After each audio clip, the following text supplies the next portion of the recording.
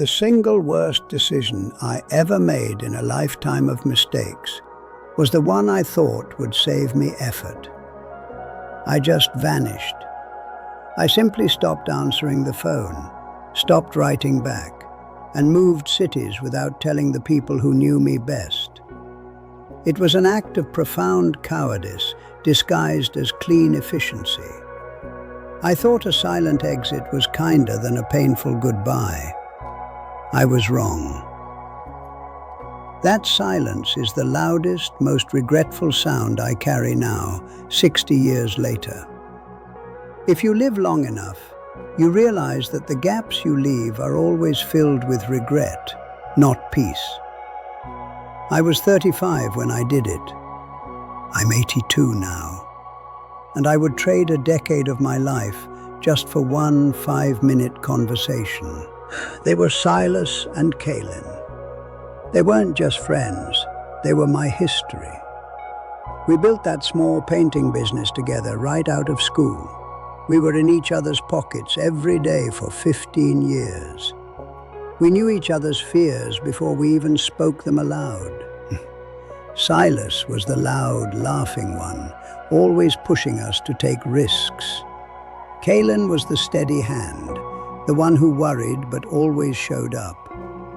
They were the brothers I chose, the ones who saw me when I was broke and scared, long before I had any success.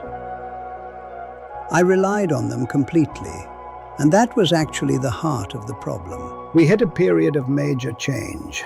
My wife, Margot, and I decided to move halfway across the country for a new job, a bigger opportunity. That meant leaving the business and leaving them. The closer the moving date got, the heavier the fear became. Fear of their disappointment, fear of my own emotion. I realized I didn't want to hear Kaylin's quiet sadness or Silas's big booming questions about why I was really running. I was afraid that if I said the proper human goodbye, they would make me stay. So I took the path of least resistance. It was shame, pure and simple, that drove me to be so cruel. I didn't argue. I didn't send a farewell party invitation.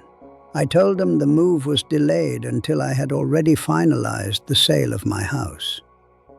Then, one Tuesday morning, Margot and I just drove away. I mailed a short, neutral letter, not signed by me, to the business address saying that my new job was all-consuming and that I needed a clean break from the past. A clean break.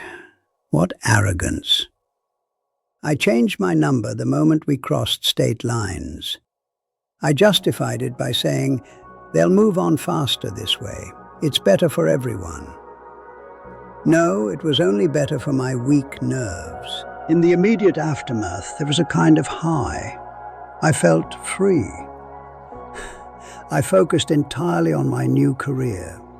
I told myself I was a new man, unburdened by old commitments. It worked for about 5 years. I built a nice life here. Margot and I raised our daughter, Lila. But the gaps started to show. Every time Lila had a birthday, I pictured Silas sending her some wild, oversized toy. Every time I had a major win, I reached for the phone before remembering I had personally severed every wire connecting me to that shared joy. My wife, Margot, was the first one to call me out on it, about 10 years in. We were at a family wedding and I was watching the groomsmen giving speeches. I started crying in the corner and Margot found me. She didn't ask about the speech. She knew. She said, "Elijah, you didn't just hurt them. You hurt your future self by eliminating witnesses to your happiness." That phrase stuck with me, eliminating witnesses.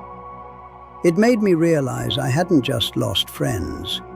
I had lost the only people who could verify my origin story. I started looking for them when I turned 55, when the internet became accessible. But I had waited too long. Kaylin had moved away from the old city years ago, and Silas was harder to track down. I wrote letters to the old business partners. I searched through public records. I found an old cousin of Kaylin who just told me, "He figured you died, Elijah." That broke my heart. To know they spent years wondering if I had passed away, or if I had simply decided they weren't worth my breath. The latter, sadly, was closer to the truth. Decades passed, and every milestone felt muted.